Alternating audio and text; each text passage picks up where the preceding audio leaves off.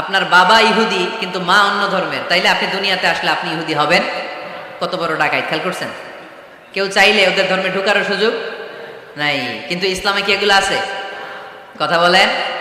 আল্লাহ নিজের পরিচয় যখন দিয়েছেন, আল্লাহ কি বলছে? আমি মুসলমানদের রব, আমি মুত্তাকিদের রব, টুপিওয়ালাদের রব, দাড়িওয়ালাদের রব।